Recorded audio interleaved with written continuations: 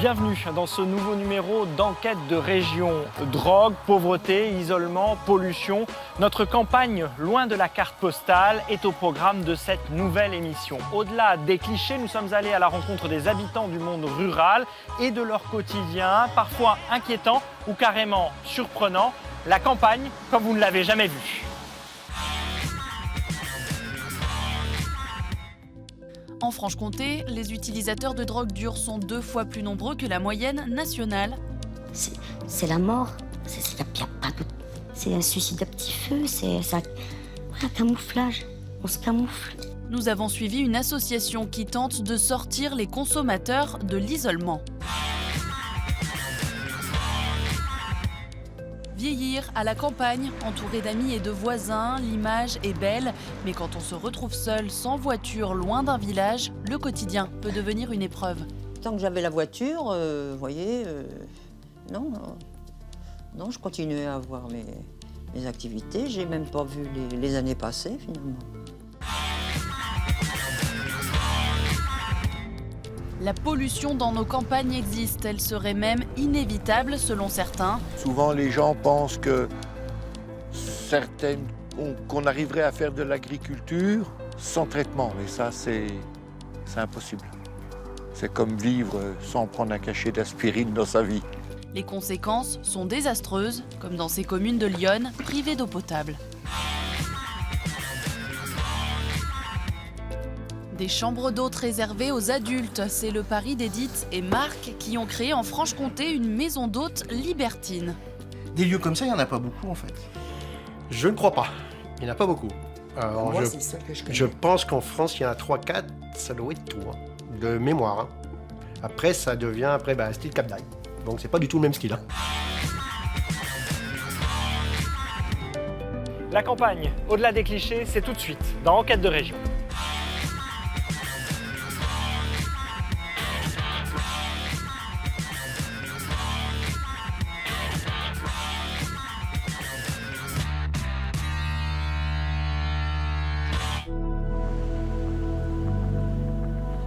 On les croit cantonnés à nos villes et nos banlieues, mais désormais les produits stupéfiants sont partout, même à la campagne. Cannabis, mais aussi cocaïne et héroïne sont devenus en quelques années de véritables fléaux des champs qui occupent à temps plein les travailleurs sociaux et associatifs. Leur objectif, accompagner les consommateurs sans les juger pour les aider à sortir de l'isolement. Nous les avons suivis.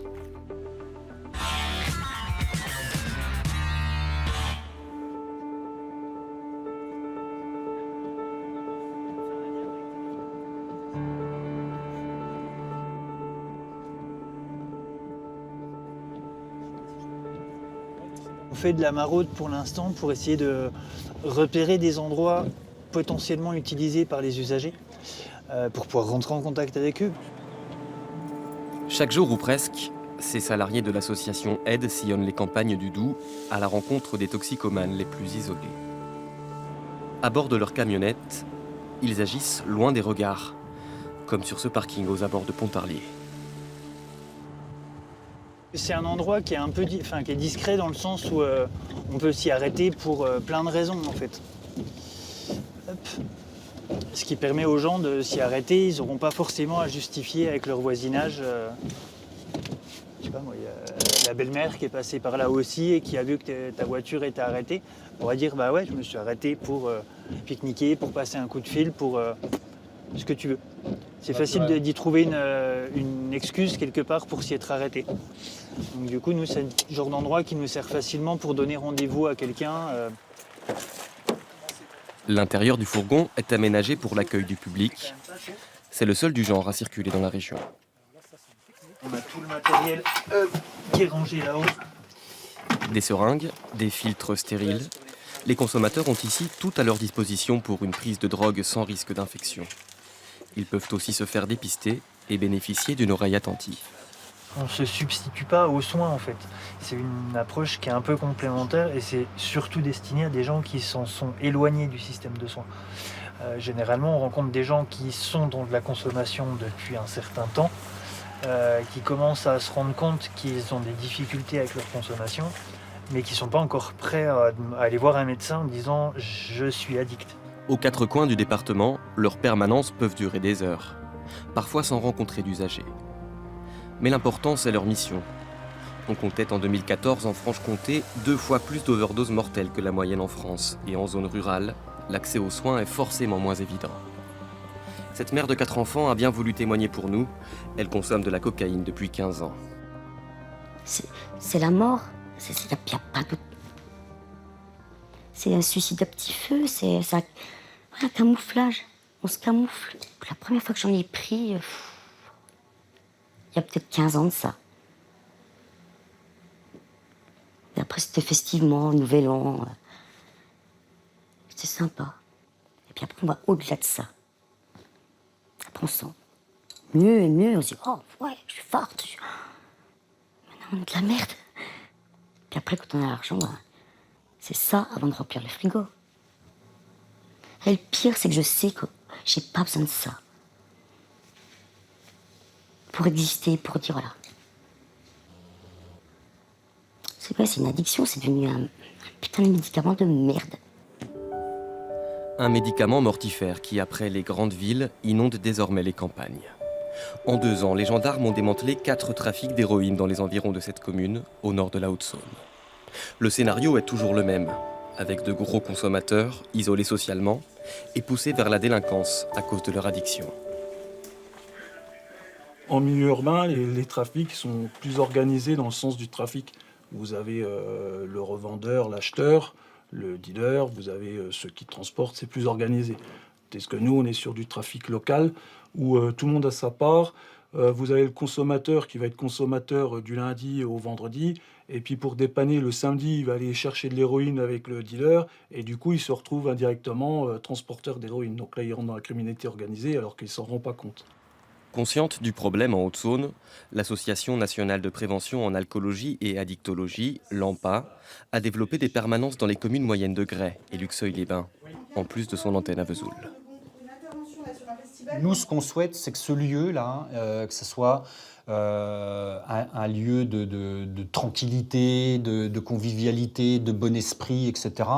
Parce que la plupart des personnes qui viennent ici vivent dans des conditions de précarité, la rue, etc., subissent souvent beaucoup de souffrance, de la violence, de l'inconfort. Ici, on essaie d'en faire un cocon avec un accueil respectueux, etc. Et puis, on essaie de répondre aussi à des besoins fondamentaux qui sont une mauvaise alimentation, etc. Il existe plus d'une vingtaine de centres de soins et d'accompagnement en Bourgogne-Franche-Comté. Des structures qui permettent aussi parfois aux usagers de franchir le cap. Bonjour Alexis, ça va ? Ce jeune toxicomane, par exemple, n'a rien consommé depuis plus d'1 mois. C'est vraiment gratifiant, je me sens mieux. Il y a des moments difficiles, voire très difficiles, mais j'ai trouvé des alternatives. Le maître mot, c'est occuper l'esprit. J'appelle des amis qui ne consomment pas, évidemment, et qui me coachent. Mes parents m'aident à faire des trucs, à travailler, à m'occuper. Qu'est-ce que vous diriez à quelqu'un qui a envie d'arrêter ? Quel conseil vous lui donneriez ? Je lui dirais de s'entourer de personnes ressources. Je lui dirais d'y croire car c'est faisable. Je lui dirais de venir à Soléa. Aider à tout prix les consommateurs isolés socialement et géographiquement, le but de toute une vie pour ces travailleurs sociaux. Dans la région, 2% des jeunes de 17 ans ont déjà essayé l'héroïne. C'est 2 fois plus que la moyenne nationale.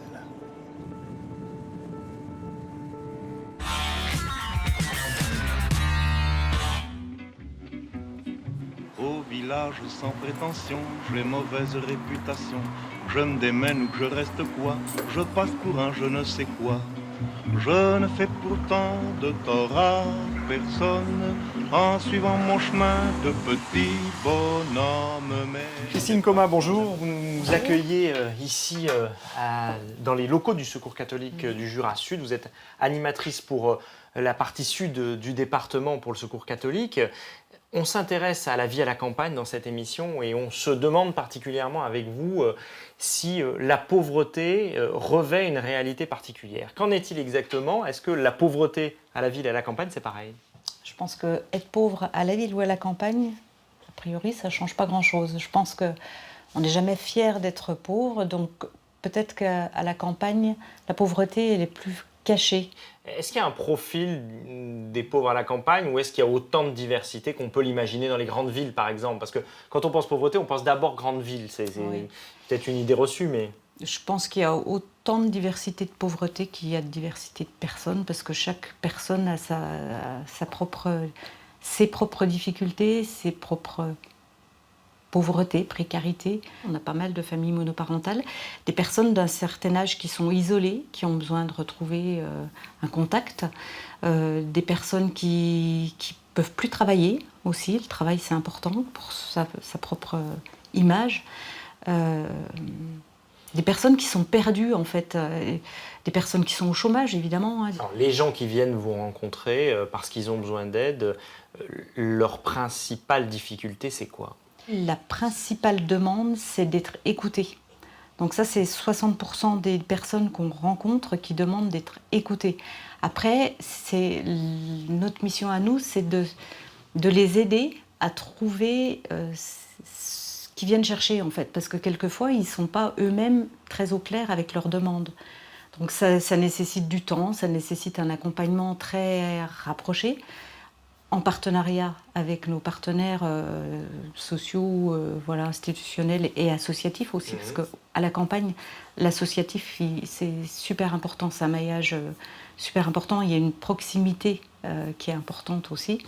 Aujourd'hui, on imagine toujours qu'à la campagne, il y a de la solidarité, il y a de la proximité, il y a de l'entraide entre les gens. Du coup, on perçoit moins peut-être cette notion de pauvreté. Est-ce que ça existe toujours ou est-ce que c'est une image d'Épinal, la solidarité à la campagne et les gens qui s'entraident? Non, je pense que les gens s'entraident à la campagne. Simplement, les gens pauvres se cachent et on ne peut pas aider des gens qui ne demandent rien, on ne peut pas savoir. Pourquoi? Parce qu'on est jugé par les autres par moment? Parce qu'il y a ce phénomène quand même dans les petites communes où tout le monde se connaît, donc on peut être plus facilement jugé par les autres? Oui, disons que quand on est pauvre, il ne faut pas faire un faux pas, quoi. Le faux pas de quelqu'un qui a de grandes difficultés matérielles ou qui a du mal à être sociable avec les autres, il va prendre des proportions énormes parce que c'est celui-là, il est déjà, on le connaît, on sait comment il fonctionne, on sait comment il fonctionne habituellement, on connaît sa famille, on connaît, voilà, donc s'il est comme ça, c'est aussi parce que le père ou la mère, ils étaient comme ça. Enfin, il y a tout ça, c'est vrai qu'à la campagne, on le sait beaucoup plus vite. Il y a un élément, Christine Coma, qui est important, c'est qu'on pense qu'à la campagne, les choses coûtent moins cher. Notamment la question de l'immobilier, qui est une question très difficile pour beaucoup de nos concitoyens. Est-ce que c'est vrai et si c'est pas vrai, comment ça marche? Alors moi j'ai un exemple très concret qui date de la semaine dernière, une personne qu'on accompagne depuis 2 ans à peu près, qui maintenant retrouve du travail, qui est une personne qui habitait en ville et qui est venue à la campagne, se réfugier à la campagne parce qu'il y avait sa famille. Et quand il a voulu se loger, il a été confronté au prix du logement. Il me disait 40 mètres carrés, 400 € hors charge.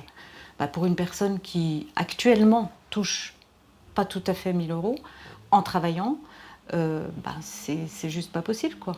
Donc, et puis après, il faut se déplacer. Et après, il y a le problème du déplacement, parce qu'il me dit le matin, par rapport au métier qu'il a actuellement, il prend le bus, qui lui coûte 2 € par jour. 2 € par jour, c'est vrai que ça semble rien. Ça paraît rien mais comme ça. Tous les jours, c'est beaucoup. Et en fait, le soir, vu l'amplitude de ses horaires, il est obligé de reprendre le train. Il arrive chez lui à 21 h, pas avant. On est contraint, on a peu de moyens de transport en commun, du coup la voiture c'est souvent la solution, mais ça coûte cher aussi. Et encore, cette personne, elle habite dans un bourg-centre, donc le bus passe là où elle habite. C'est important de faire parler les personnes qui vivent ces précarités parce qu'elles ont plein d'idées, en fait, de ce qui pourrait être mis en place pour répondre à ces difficultés. Puis, parce que actuellement, la solution proposée, c'est surtout allez, prenez un appart en ville, ce sera plus simple, quoi. Mais on n'a pas forcément envie d'aller vivre en ville, on n'a pas envie de partir de la campagne, on est bien. On a le droit aussi de rester à la campagne et aussi des bons côtés. Oui, il y a des très bons côtés à la campagne. Merci Christine Coma de nous avoir éclairé sur la situation, effectivement, les situations de précarité en milieu rural. Merci. On parle souvent de solidarité à la campagne. Vous savez, cet esprit village où tout le monde se connaît et tout le monde se soutient. Eh bien, aujourd'hui, pour beaucoup de personnes âgées, vieillir à la campagne, c'est souvent vieillir seul. Un constat de plus en plus inquiétant dans ces territoires où la moyenne d'âge progresse. Exemple tout de suite dans la campagne nivernaise.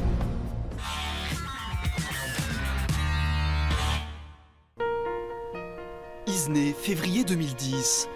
Dans un hameau de ce village nivernais, une octogénaire est retrouvée devant chez elle en état d'hypothermie. Le journal du centre relate le drame évité de peu. Philippe Lafaille, déjà maire à l'époque, se souvient qu'un habitant a donné l'alerte en entendant des cris. Elle était sur le pas de la porte et elle appelait au secours. Mais elle était, il faisait pas très chaud, puis pas très bien équipée non plus pour être dehors, quoi. À 89 ans, elle a passé plusieurs heures dans le froid sans voir venir personne. Son fils avec lequel elle vit est décédé à l'intérieur. Pas de voisins à moins de 500 mètres, pas de téléphone. Pour appeler à l'aide, elle a voulu attendre le facteur, sa seule visite régulière dans ce hameau isolé. Vous voyez où c'est, hein? Elle ne conduisait pas, donc des fois elle marchait un petit peu. Moi je vois, des fois elle se promenait un petit peu devant le château, peut-être même un petit peu aux bordures de route, là, mais autrement, non, elle bougeait pas, elle. Dans des circonstances exceptionnelles ou au quotidien, l'isolement touche de plus en plus de personnes âgées. En France, il serait près de 900 000 selon une étude menée en 2017 par les Petits Frères des Pauvres. Une situation encore plus marquée dans les campagnes. Dans cette grande maison, Josette Garcia vit seule, à 3 km du premier village. En début d'année, elle a perdu son mari. Depuis quelques semaines, sa voiture est inutilisable après un accident. Une prise de conscience brutale de sa situation. Ça a été un coup de tonnerre parce que tant que j'avais la voiture, vous voyez, non, je continuais à avoir mes activités. J'ai même pas vu les années passées, finalement. Ranger son bois, faire ses courses, s'habiller. Avec l'âge et l'éloignement, le moindre geste du quotidien devient une préoccupation. Si quelques amis proposent parfois un coup de main, accepter de l'aide n'est jamais facile. Ils me disent, mais fallait demander, nous on allait en course, t'aurais dû nous demander et tout. D'aller demander, j'avais pensé qu'on est diminué, vous voyez. C'est difficile de vieillir quand on a été aussi... Josette et son mari sont venus s'installer en 1999 dans ce qui était jusque-là leur résidence secondaire. Leurs enfants sont restés en région parisienne. Petit à petit, le calme et la tranquillité qu'ils étaient venus chercher sont devenus de plus en plus pesants. On nous avait mis en garde et tout, mais enfin, on n'imagine pas. On n'imagine pas, non. Je pensais que jusqu'à la fin de mes jours, je pourrais être... Voilà, aussi dynamique, tout ça. Mais je me rends compte que j'ai besoin de quelqu'un. Hein. Voilà. Lorsque c'est possible, beaucoup de personnes âgées préfèrent rester à domicile. Mais en milieu rural, les habitations sont souvent dispersées. En quelques dizaines d'années, les modes de vie ont évolué, l'entraide familiale quotidienne n'est plus toujours possible. Quand on se retrouve seul, les déplacements sont un enjeu crucial. Le point de départ de Voisins Solidaires, un réseau d'entraide mis en place par le centre social de Saint-Amand-en-Puisée. Tous les lundis, 2 bénévoles prennent donc le minibus. À droite, là. À droite, dans le centre de Saint-Amand. C'est ça. Une tournée pour aller chercher à domicile les personnes âgées du secteur qui se sont inscrites. Dans le village de 1350 habitants, impossible d'avoir d'autres transports en commun. C'est pas très loin en termes de kilomètres, mais ça représente quand même 5-6 kilomètres jusqu'au centre du village. Faut pas rêver, on n'aura jamais des lignes régulières pour aller dans tous les petits hameaux. Donc il va bien falloir trouver des solutions pour pallier à cette situation. Hop là, c'est bon. Alors, ça va bien? Les filles, vous avez passé une bonne semaine? Ouais, on essaie. Aujourd'hui, 3 dames sont du voyage. Et voilà. Merci beaucoup. Une fois dans le centre, elles sont libres de s'organiser comme elles le souhaitent pendant 1h30. Ça me permet de faire les courses. Hein. Parce que bon, mon mari est handicapé. Il n'est pas sorti depuis le 6 octobre. Malheureusement. De là-haut, je ne peux plus lui descendre. Moi-même, vous voyez comment je marche, comme un canard. Bonjour Mathilde. Des moments du quotidien qui peuvent paraître anodins. Mais pouvoir assumer ses besoins, c'est aussi cultiver des relations sociales et préserver son autonomie. Moi, je veux pas aller à l'EHPAD, surtout ça. C'est ça que j'ai peur. Pour l'instant, je suis là, et puis bon, c'est vrai que ça arrange bien les choses de venir comme ça. C'est bien ce qu'ils ont mis en place, là. Il faut faire vite, parce qu'une heure et demie, c'est vite passé, mais ça me permet quand même de voir un peu de monde, quoi. C'est ça surtout. Car l'objectif des voisins solidaires, c'est aussi de recréer un tissu local. Merci à tous. Au revoir, bonne journée à tous, merci. Un esprit que tente d'insuffler le centre et la quinzaine de bénévoles. J'aime moi aussi sortir, j'aime voir du monde et je me dis que quand je serai âgée, j'aimerais bien qu'il existe ce genre de dispositif pour moi. Je le fais aussi surtout parce que j'aime ça, parce que j'aime voir du monde, parce que j'aime les personnes âgées et que j'ai envie de les aider, quoi. En plus de la navette, de nombreuses sorties et activités sont aussi proposées aux seniors. Quel bon vent t'amène? Je viens vous présenter les prochains programmes du centre social. Super. Si vous avez dû voir Autour de Saint-Amand, près de 800 personnes vivraient seules à domicile. On a une population assez âgée ici. Faut dire ce qui est. Et donc, elles ont besoin, ces personnes, qu'on s'occupe d'elles. Après une vie active, difficile de se retrouver à plein temps chez soi et d'occuper ses journées. Marie-Louise Milcan multiplie ainsi les visites et les occasions de rencontres pour ne pas rester seule. Je ne suis pas restée à la maison tout le temps. J'ai eu une activité, donc je n'étais pas souvent à la maison. Donc je continue sur cette lancée. Je me vois mal enfermée chez moi. Mais en cas de problème, de santé notamment, certains sont bien obligés de rester chez eux. Annick Vigre-Pichon est médecin à Cercy-la-Tour.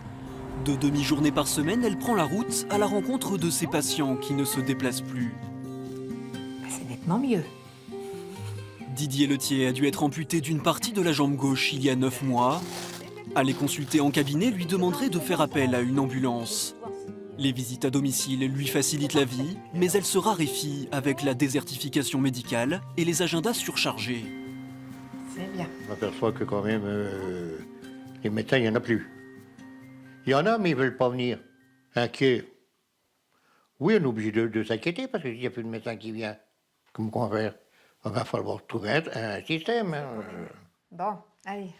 Et lorsqu'il s'agit de faire appel à un spécialiste, l'accès aux soins se complique encore. Pour certaines pathologies, la médecin est obligée d'envoyer ses patients à Dijon, Lyon ou Paris. C'est plus de logistique. Souvent, il faut leur prendre le rendez-vous, parce que Paris, c'est pas facile. Il faut leur commander l'ambulance. Enfin, il faut tout organiser, quoi. Ça prend un petit peu de temps.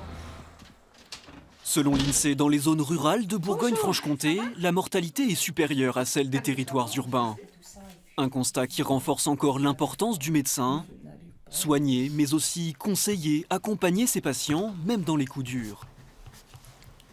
Depuis la perte de votre mari, ça va, vous êtes remonté un petit peu? C'est lourd. Hein.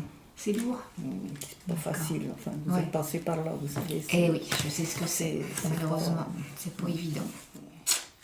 Personnellement, ça compte beaucoup. Hein. Ça compte, et puis c'est une rassurance, c'est un soutien, on se sent à l'abri. Il y a une relation patient-médecin importante qui tend un petit peu à se perdre, et je trouve ça dommage. Parce que ça nous apporte beaucoup, d'un côté comme de l'autre. Allez, au revoir. Personnel médical ou social, famille, voisins. Chacun a un rôle à jouer, particulièrement dans les campagnes, pour veiller sur les personnes âgées. Avec le vieillissement de la population, la prévention de l'isolement deviendra dans les prochaines années une priorité. À l'horizon 2050, un Français sur 3 devrait ainsi avoir plus de 60 ans.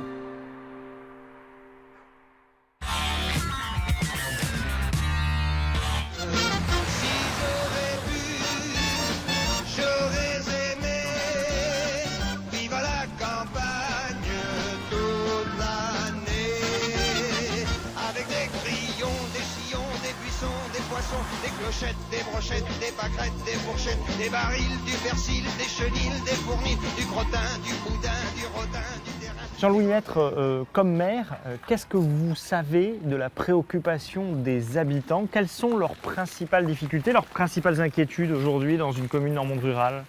Alors aujourd'hui, c'est les services de proximité, comment accéder aux services de proximité. Et quand j'englobe dans services de proximité, les écoles, bien évidemment, les commerces, la mairie, les services qui sont rendus par la mairie, la poste, en fait, tout ce qui est vraiment la première nécessité pour les habitants. Quand vous dites service, on pense évidemment au commerce et aux services publics? Voilà, il y a commerce, services publics, les écoles aussi qui sont un élément important dans la ruralité.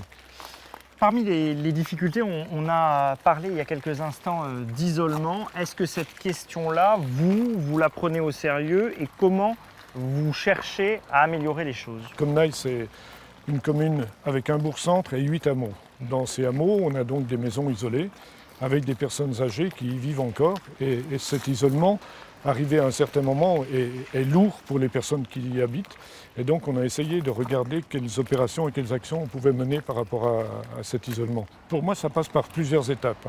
Il y a une étape, tant que les gens peuvent rester dans leur maison et tant que les services tels les aides à domicile ou autres peuvent intervenir et rendre le service aux personnes, il n'y a pas de souci. Et ensuite, il y a un moment donné où on sent qu'il y a un vrai besoin de se rapprocher, de trouver plus de contacts humains. Et de lien social. De lien social, voilà. Et là, on a créé un quartier. Et puis, on a voulu que ce quartier soit intergénérationnel. Donc, ça a été fait à côté d'un lotissement. Et puis, dans ce nouveau quartier, on y a mis aussi des maisons pour avoir des jeunes couples qui viennent s'installer. Et on a créé dans ce quartier aussi une maison qu'on a appelée la maison de convivialité, que vous avez vue, dans laquelle on souhaitait que les gens puissent pouvoir venir se rassembler et puis se retrouver et échanger. Vous recréez une vie de village. Est-ce que ça a disparu, la vie de village, la solidarité? Puisque si on parle d'isolement, c'est qu'il y a des choses qui ont changé, y compris dans le monde rural, parce qu'on pense aux grandes villes quand on parle d'isolement. Mais... Oui. Je pense que les façons de vivre, les us de vie ont forcément changé et on le voit parce que le nombre d'agriculteurs a diminué dans les communes et la vie n'est plus faite pareil. Et les gens, pour trouver du travail, sont obligés de se déplacer, de se rapprocher de bourgs-centres plus importants ou des villes et reviennent donc le soir pour mener leur vie.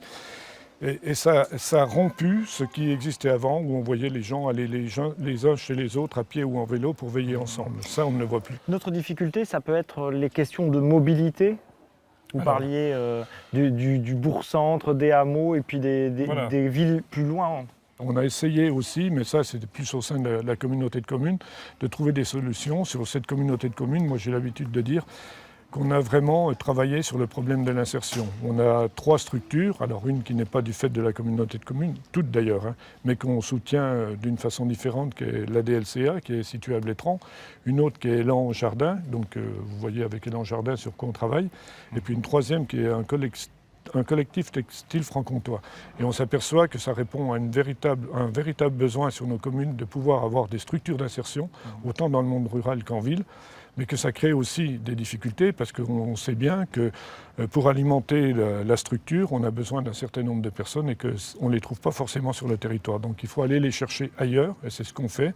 Et on a une autre association qui intervient et qui met à disposition une navette qui permet aussi la formation des chauffeurs, de cette navette d'ailleurs, et qui fait les navettes entre Lons, entre Blétrand, pour amener les gens sur les structures d'insertion. Donc on peut quand même vivre à la campagne, il n'y a pas que des problèmes. Voilà.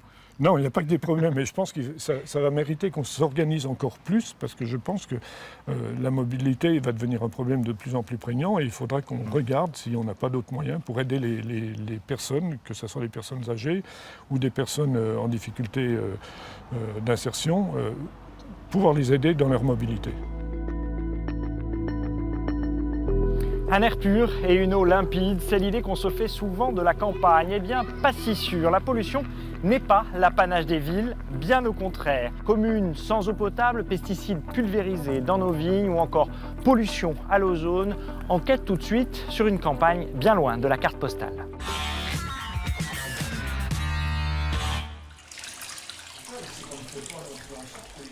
C'est de l'eau du robinet, ça?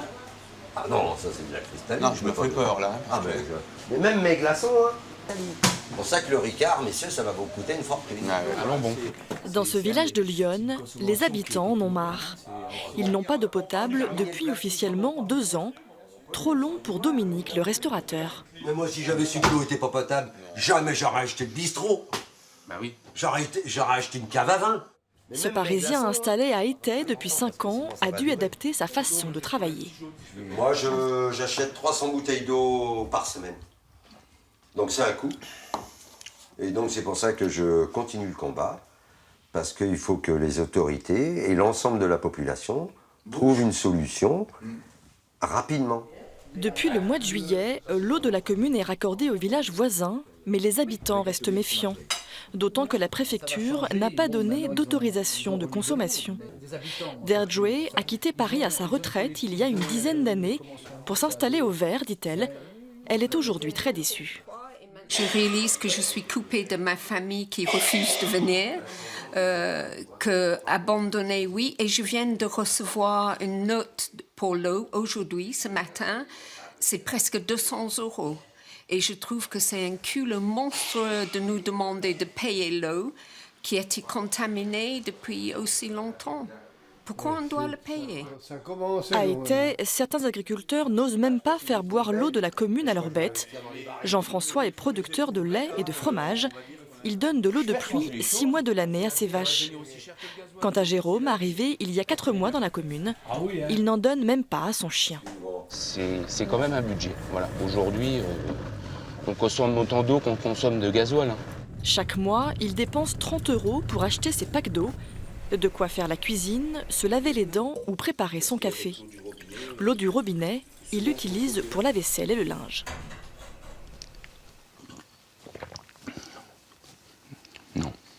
Non, du tout.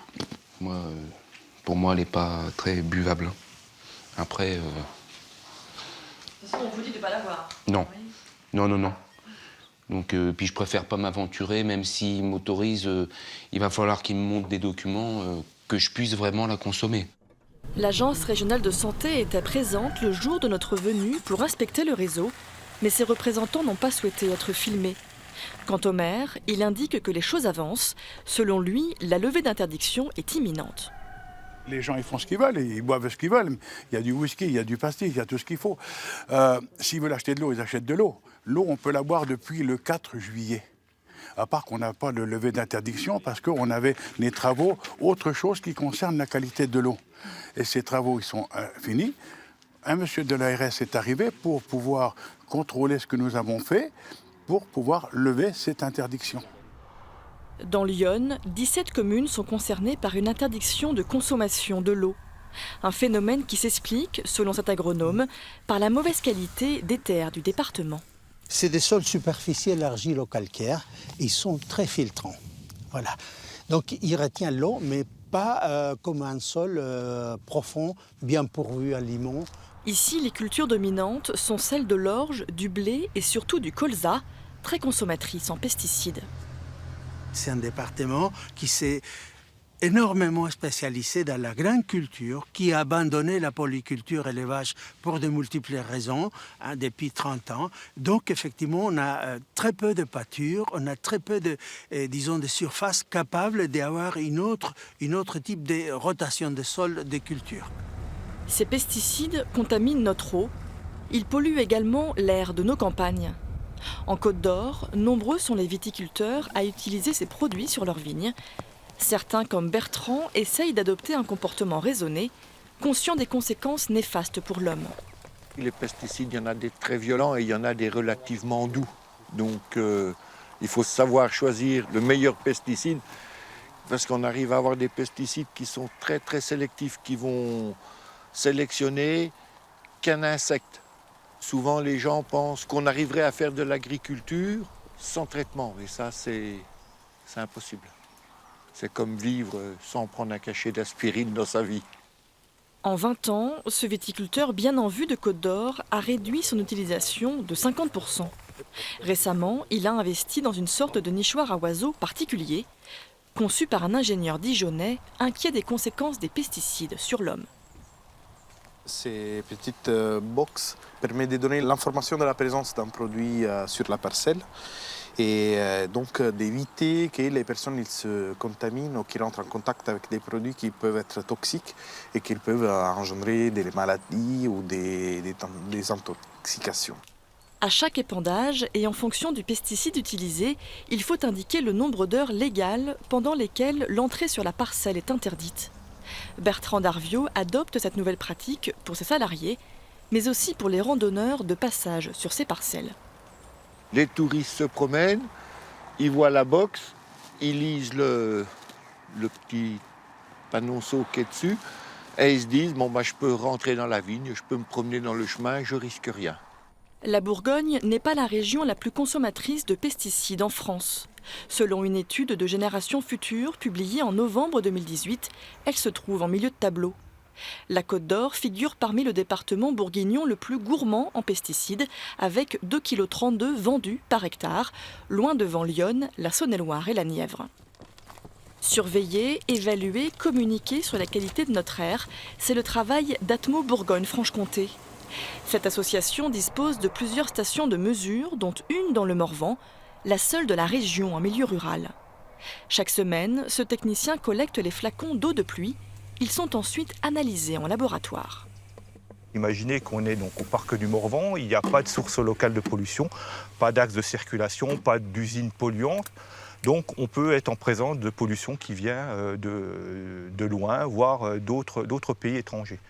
Contrairement aux idées reçues, de nombreux polluants sont en effet présents en zone rurale. La pollution ne reste jamais où elle est créée, elle se déplace. Par exemple, c'est l'ozone. L'ozone est un polluant qu'on en trouve beaucoup en été, qui cause des gros dégâts puisqu'il est très fortement irritant pour les yeux, pour les poumons. Les asthmatiques le connaissent bien puisqu'il peut déclencher des crises. Et ce polluant-là se trouve préférentiellement en zone périurbaine et en zone rurale. L'association alerte régulièrement lorsque les seuils sont dépassés. Dans le même temps, les niveaux de tolérance sont revus à la baisse. On est de plus en plus inquiet, donc on mesure de plus en plus finement. Un exemple, pour les particules, il y a encore quelques années, on s'inquiétait quand les seuils étaient à 80. 80 unités, je considérais qu'il y avait un risque. Les seuils sont passés, ça date de 2014, à 50 unités. Depuis quelques mois, une étude inédite en France est menée par des chercheurs dijonnais. Elle vise à connaître l'impact de la pollution sur la survenue d'infarctus. Les premiers résultats seront connus dans 2 ans.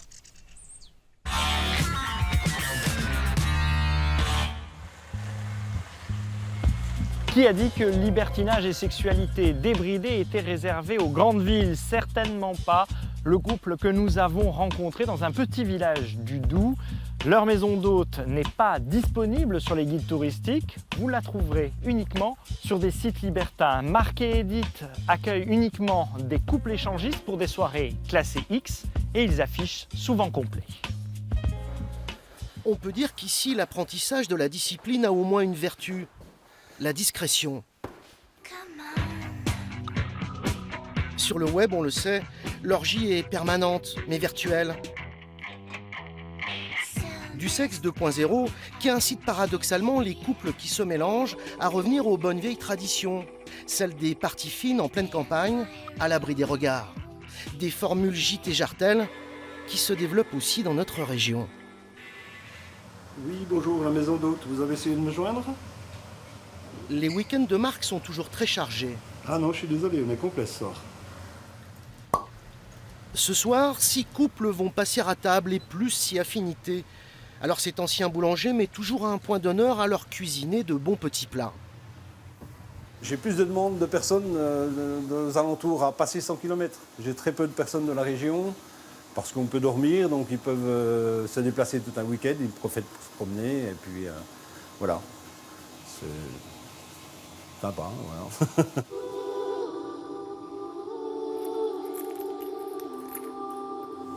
J'accueille plus de grands-parents que de parents. Bien, ça peut étonner beaucoup de monde, mais voilà, la moyenne d'âge de mes clients, c'est plus de 50 ans, quoi.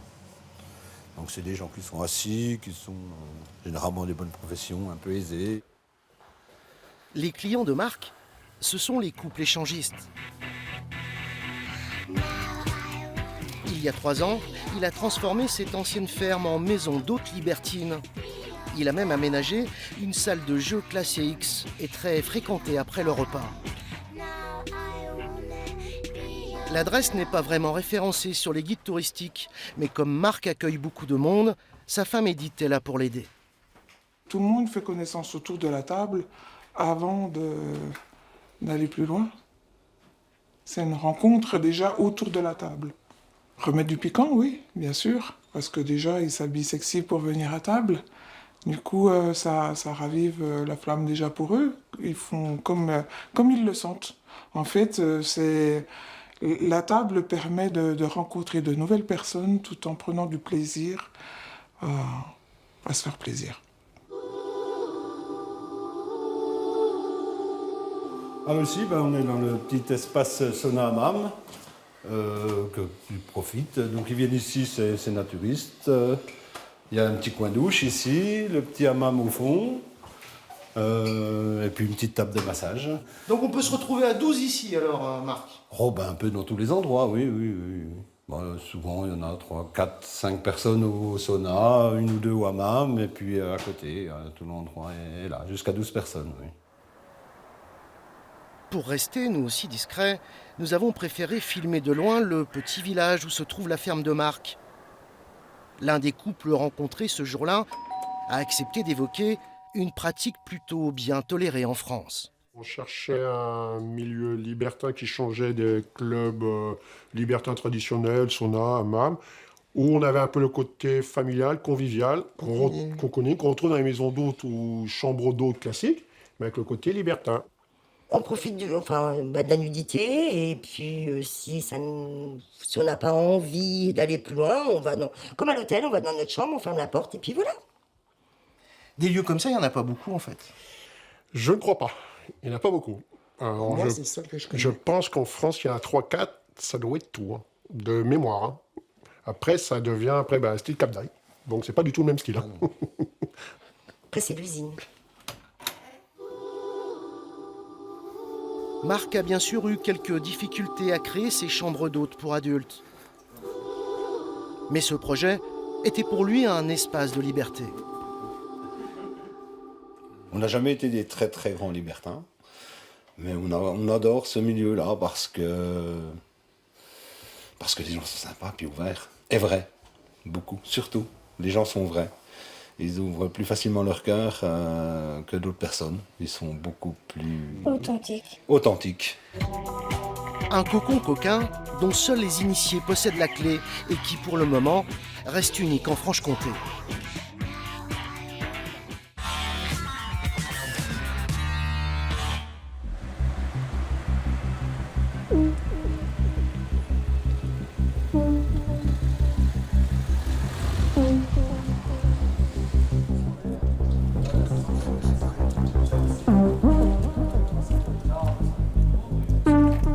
On se retrouve ici à Lausanne, à 40 minutes de la frontière française, c'est-à-dire finalement tout près de notre campagne de Bourgogne-Franche-Comté. Et ici, des Français passent la frontière pour profiter de l'existence légale de certains établissements comme celui que je vais vous présenter.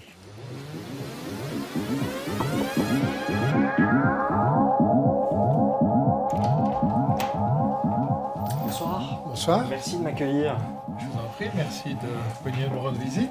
Bien écoutez, faites-moi visiter les lieux. Avec plaisir. Alors vous êtes ici au Salon Lys, un salon de massage érotique à Lausanne. Et puis nous avons ici les 6 hôtesses qui sont présentes en ce moment. Je vous suis. Merci.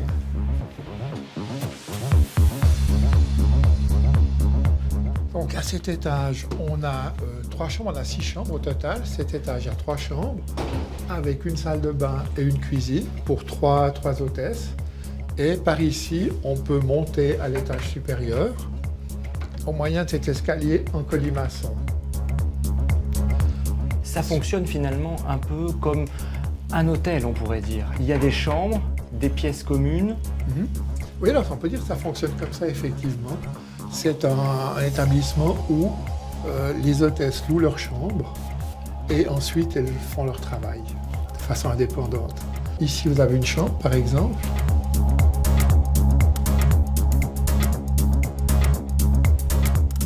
Ici, vous avez une deuxième chambre.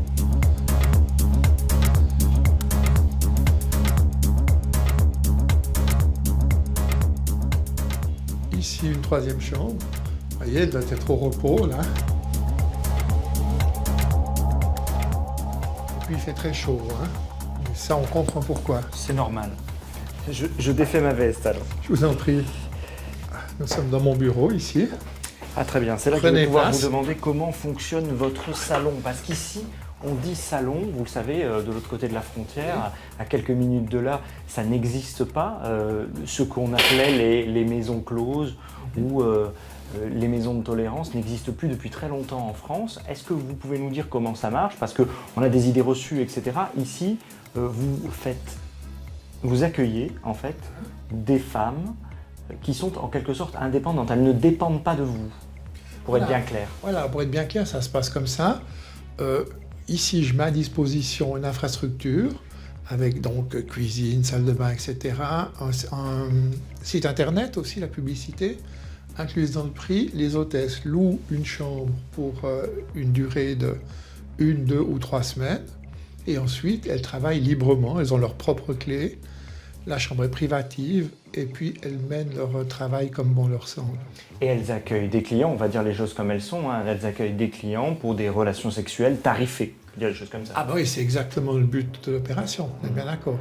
Et ces personnes viennent ici pour ça, bien sûr. C'est quelque chose qui n'existe pas en France, je veux dire, ce type de maison, est-ce que ça attire du coup une clientèle qui vient de l'autre côté de la frontière? Oui, alors forcément, parce qu'on n'a pas chez soi, hein, forcément que ça attire. Maintenant, vous avez de l'autre côté de la frontière des gens qui travaillent ici 10 heures par jour, qui sont ici 8, 10, 12 heures par jour, qui se conduisent comme bon leur semble. S'ils veulent venir, ils viennent volontiers. Et puis vous avez certaines personnes qui viennent expressément pour ça, mais je dirais quand même que celle-ci s'arrête plutôt vers Genève, où il y a un bassin qui est plus grand, tant du point de vue salon que du point de vue hôtesse. On imagine que le fait d'aller à l'étranger, même si c'est de l'autre côté de la frontière et si on y va souvent, il y a une notion d'anonymat, de discrétion, parce que quand on habite par exemple un petit village qui est à 40 minutes de là en France, c'est beaucoup moins discret. Bon, alors ça, c'est la base de ce genre de travail, c'est la discrétion. Même à l'intérieur de la maison, pour la circulation, il y a des règles. Une hôtesse laisse jamais un client sortir seul dans le couloir. Elle va devant, elle regarde. Ensuite, elle dit « Ok, tu peux y aller » pour éviter que les clients se croisent. Déjà, à ce niveau-là, la discrétion. Ensuite, l'environnement, il faut que ce soit discret. Si c'est une grande entrée avec plein de bureaux, ça ne va pas le faire non plus.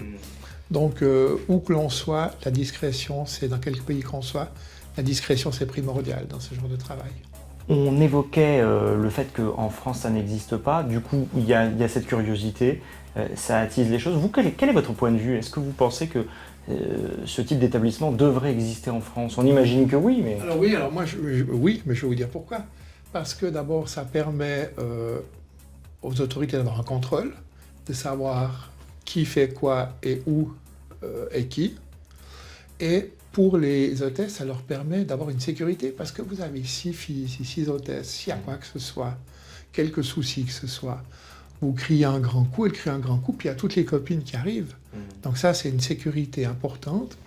En plus, l'hygiène, elles peuvent dormir, elles travaillent, elles ont la cuisine, elles ont des fenêtres, parce qu'il y a des normes, vous savez bien qu'en Suisse, pour les normes, on n'est pas les derniers. Oui. Aujourd'hui, ça ne pose plus de questions en Suisse? Non, ça ne pose plus de questions. Comme le débat qu'il peut y avoir en France, toujours récurrent et qui revient de temps en temps. Non. Le seul question qui peut se poser, c'est par rapport au logement, suivant dans certaines communes. Certaines communes disent « Ah, mais on prend du logement à la population, et vous savez que aux familles, et vous savez que les logements chez nous, c'est horriblement cher, il n'y en a pas vraiment beaucoup, puisque beaucoup de Suisses habitent de l'autre côté, en réalité, vers Genève. Mais autrement, non, il n'y a pas. C'est de cas en cas, c'est la municipalité qui a le pouvoir de décision.